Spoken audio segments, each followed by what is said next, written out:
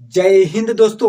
मैं हूं सुभाष चंद्र। आपको अपना YouTube channel Subhash mac talk पे स्वागत है। आज हम चर्चा करने वाले हैं एएसओ इन एएफएचक्यू। एएफएचक्यू का मतलब होता है आर्म्ड फोर्सेज हेडक्वार्टर्स, अर्थात यह डिफेंस मिनिस्ट्री अर्थात रक्षा मंत्रालय का है। अर्थात हम ऐसी कौन सी तैयारी करें, ऐसा कौन सा एग्जाम होता है जिससे हम इसमें डिफेंस मिनिस्ट्री में लग सकते हैं। तो आज उसके बारे में विशेष चर्चा करेंगे, साथ साथ में इनकी सैलरी, प्रमोशंस और इनके जो वर्क प्रोफाइल है सबके सब बताएंगे आपको। तो आप आर्मी के जवान नहीं हो पाए हैं और आप चाहते हैं देश की रक्षा करना, तो ये आपके लिए बेस्ट जॉब है। कौन? एएसओ इन एएफएचक्यू में, अर्थात डिफेंस मिनिस्ट्री में। आपको एकदम आर्मी जैसी फीलिंग होगी। अर्थात आप इसमें केवल और केवल क्लैरिकल वर्क करोगे, अर्थात आप जो भी डेस्क जॉब होगा उसमें जो भी क्लैरिकल वर्क होगा उसमें आप करोगे। एक मिनिस्ट्री में, अर्थात जो इसकी डिफेंस मिनिस्ट्री है उसमें आप एक हिस्सा रहोगे और कहीं ना कहीं एकदम आर्मी के जवान जैसा आपको फीलिंग होगा। सब कुछ सारी की सारी फैसिलिटीज मिलेगी। हालांकि उनको सैल्यूट है, वो बॉर्डर पे रहते हैं, वो भी देश की रक्षा करते हैं, उनका भी नेक्स्ट लेवल का रिस्पेक्ट है। और कहीं ना कहीं आपको भी नेक्स्ट लेवल का रिस्पेक्ट मिलेगा, क्योंकि आप भी क्या रक्षा मंत्रालय में आप जॉब करोगे, आप मिनिस्ट्री में जॉब करोगे। तो यदि आप चाहते हो कि ऐसे अर्थात देश की सेवा करना, आप मिनिस्ट्री में रह के वर्क करना चाहते हो, तो ये आपके लिए बेस्ट जॉब है। तो आज इसके बारे में हम आपको बताने वाले हैं। तो आइए देखते हैं। जैसा भी हमने आपको बताया, एएफएचक्यू का मतलब होता है आर्म्ड फोर्सेज हेड क्वार्टर।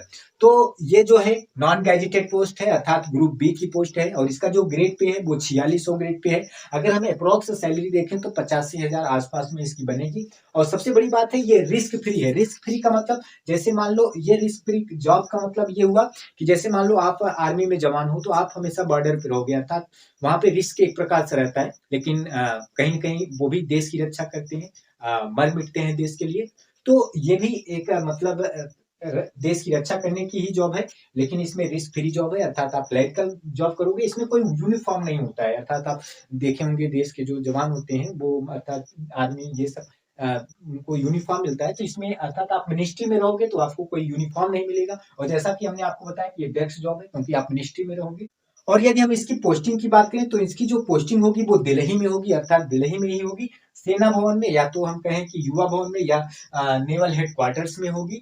और सबसे बड़ी बात है कि यहाँ पे, अर्थात यदि आप डिफेंस मिनिस्ट्री में आप एएसओ बनते हो, तो सबसे बड़ी बात यह है कि आपको कैंटीन कार्ड फैसिलिटीज मिलती है। अर्थात आपको एक कैंटीन कार्ड मिलेगा जिससे आप कोई भी सामान उस कैंटीन से ले सकते हो। कोई भी सामान, अर्थात जो भी मतलब घर के जो भी सामान है वो आप लोगे उससे, कहाँ से? कैंटीन कार्ड जो मिलेगा। और वहां पे आपको अर्थात कंसेशन, अर्थात कम पैसे में आपको मिल जाएगा। तो ये सबसे बड़ी बात है कि कैंटीन कार्ड फैसिलिटीज भी मिलती है। और जैसा कि मेडिकल फैसिलिटीज भी मिलती है और हॉस्टल सब्सिडी भी मिलती है, अर्थात आप कहीं भी जाएंगे तो आपको हॉस्टल सब्सिडी भी मिलती है और इसमें आपको एचआरए ये सब भी आपको मिलता है।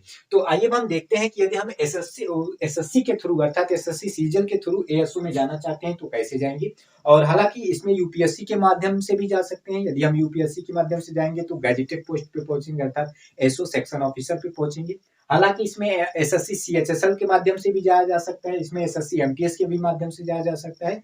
तो आज हम बताने वाले हैं कि एसएससी सीजन के माध्यम से हम कैसे, अर्थात SSC season combined graduation level की एग्जाम नाम की एक परीक्षा होती है। तो आप जब अप्लाई करेंगे उसके लिए आपकी जो एलिजिबिलिटी होनी चाहिए, ग्रेजुएशन कंप्लीट होनी चाहिए।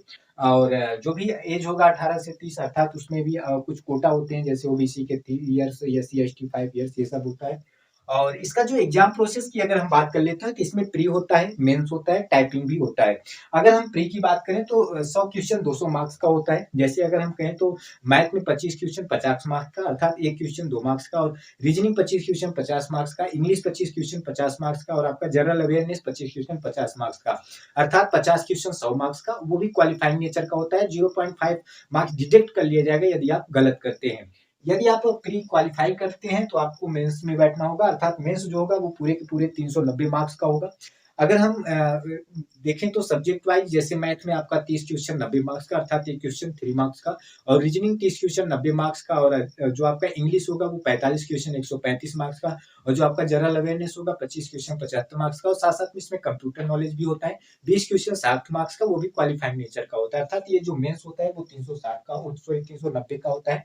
इसके बाद आपका टाइपिंग हो जाता है। यदि आप प्री मेंस टाइपिंग दे लेते हैं तो आपका क्या हो जाएगा, डॉक्यूमेंट वेरिफिकेशन। और सबसे बड़ी बात यह है कि यदि आप रक्षा मंत्रालय में जाना चाहते हो, डिफेंस मिनिस्ट्री में जाना चाहते हो, तो इसमें कोई फिजिकल नहीं है, अर्थात कोई फिजिकल की रिक्वायर नहीं है, कोई मेडिकल की भी रिक्वायर नहीं है और कोई इंटरव्यू की भी रिक्वायर नहीं है। आपने देखा होगा कि अर्थात अगर हम डिफेंस में जाते हैं तो कहीं न कहीं उसमें जो भी हाइट माँगा जाता है, चेस्ट देखा जाता है, ये सब देखा जाता है, कहीं कटा-पिटा ना हो, ये सब देखा जाता है। लेकिन यहाँ पे यदि आप मिनिस्ट्री में जाते हो तो यहाँ पे कोई फिजिकल और कोई मेडिकल की रिक्वायर नहीं है। तो कहीं न कहीं यदि आपको देश की रक्षा करना है, आप मान लो आर्मी में नहीं जा पाए तो आपको यदि देश की रक्षा करना है तो ये भी बहुत बहुत बेस्ट माध्यम है। आप इनसे भी जुड़ के आप देश की रक्षा कर सकते हैं।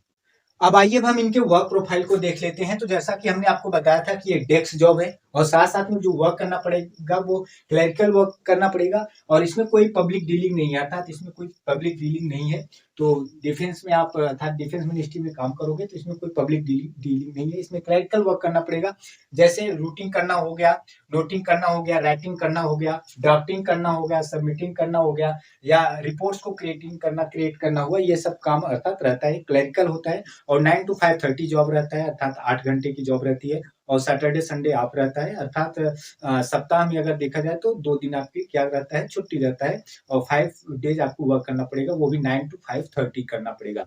तो कहीं न कहीं ये अगर देखा जाए तो बेस्ट है, अगर आप मिनिस्ट्री में लगते हैं तो क्लरिकल वर्क है और बहुत ज़्यादा वर्क भी नहीं, बहुत ज़्यादा वर्कलोड भी नहीं है, तो बेस्ट है।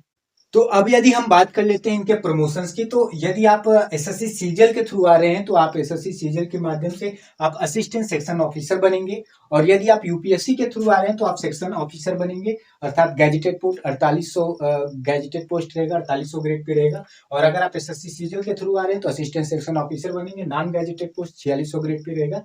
तो आप यदि एसएससी सीजीएल के थ्रू आ रहे हैं एएसओ बनेंगे और प्रमोशन बाद एसओ बनेंगे, या तो आप यूपीएससी के थ्रू आप आएंगे तो एसओ बनेंगे। इसके बाद जब प्रमोशन होगा तो डिप्टी डायरेक्टर बनेंगे, फिर इसके बाद जब प्रमोशन होगा तो ज्वाइंट डायरेक्टर बनेंगे, फिर इसके बाद जब प्रमोशन होगा तो आप डायरेक्टर बनेंगे। तो कहीं न कहीं यदि आपको लगे कि मतलब इस मिनिस्ट्री में रक्षा मंत्रालय में आना है, तो देश की रक्षा करना है, तो कहीं न कहीं बेस्ट अपॉर्च्युनिटी, हालाँकि देश की रक्षा सब करते हैं, जो भी देश के लिए कार्य कर रहा है, वो सब देश की रक्षा कर रहे हैं। तो यहाँ पे आप डिफेंस मिनिस्ट्री में आएँगे तो कहीं न कहीं रक्षा मंत्रालय की अपनी एक अलग लेवल है, अर्थात एक अपनी एक अलग पहचान है। तो आप इसमें यदि शामिल होना चाहते हैं तो एसएससी सीजीएल के माध्यम से बेस्ट माध्यम है, या तो आप यूपीएससी के थ्रू आ सकते हैं। तो मेरे द्वारा थोड़ा-सा किया गया प्रयास आपको कैसा लगा? जैसा भी लगा हो, आप कमेंट बॉक्स में ज़रूर बताइएगा और लाइक, शेयर, सब्सक्राइब ज़रूर करिएगा। धन्यवाद।